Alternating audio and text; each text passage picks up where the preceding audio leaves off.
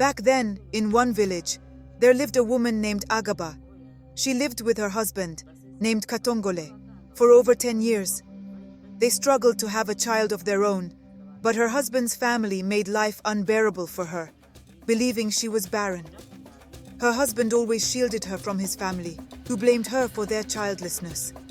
However, after 10 years of waiting, Agaba became pregnant, and many jubilated, especially her husband, who could not believe they would finally become parents after years of hope and waiting.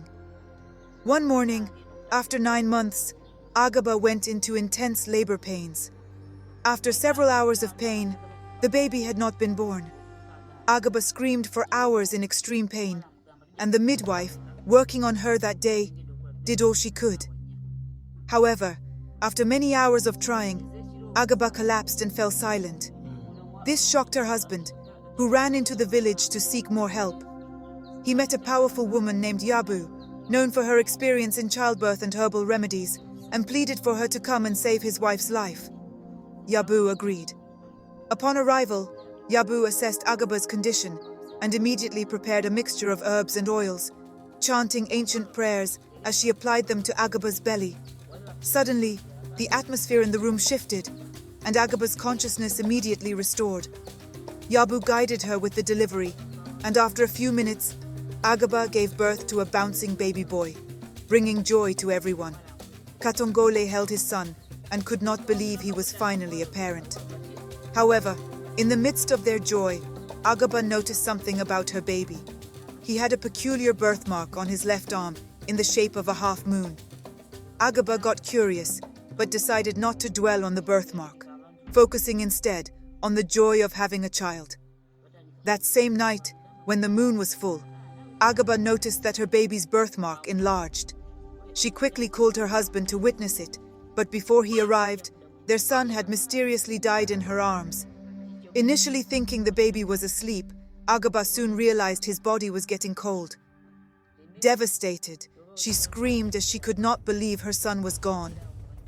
The news spread quickly throughout the village, and many gathered to mourn the unexpected loss. During the burial, Agaba sat in a corner, lost in her thoughts, wondering what had led to the loss of her son, and feared the possibility of never having a child again.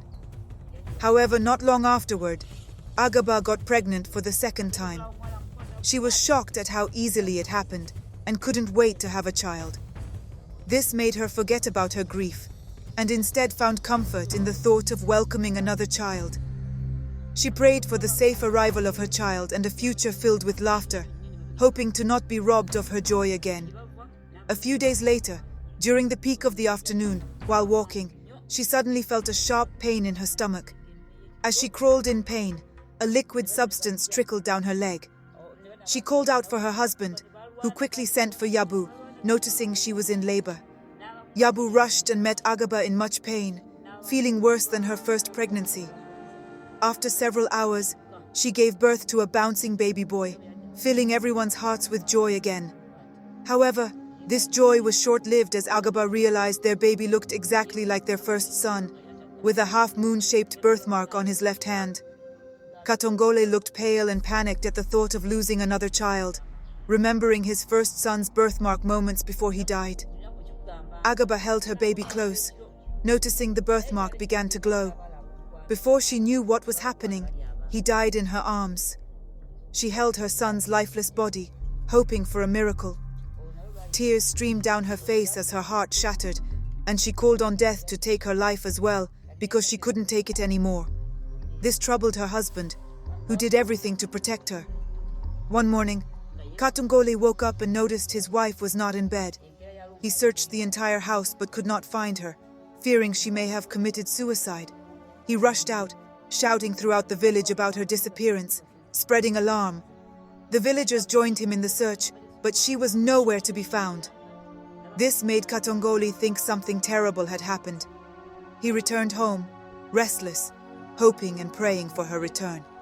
A few hours later, he heard a strange sound coming from behind his neighborhood. He walked toward it and saw a woman doing some incantations towards his wife and himself.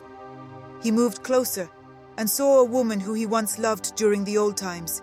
She immediately pleaded for forgiveness, admitting she had been bitter and did everything to make them unhappy, because he never chose her as his wife. Katongole realized she was behind all the terrible things that had happened to them. He disrupted the incantations before they could take effect for the third time.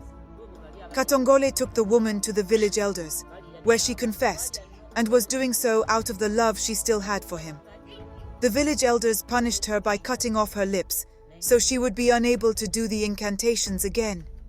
However, Katongole, showing mercy, forgave her and asked the elders not to carry out the punishment. Agaba, who had been hiding, was grateful that nothing bad had happened to her. This is how Katongole and Agaba were liberated from the evil that had plagued them. They later gave birth to twin boys and lived happily ever after. The woman who had caused their suffering went mad. The lesson learned from this story is that if you do bad things to others, it will come back to hurt you.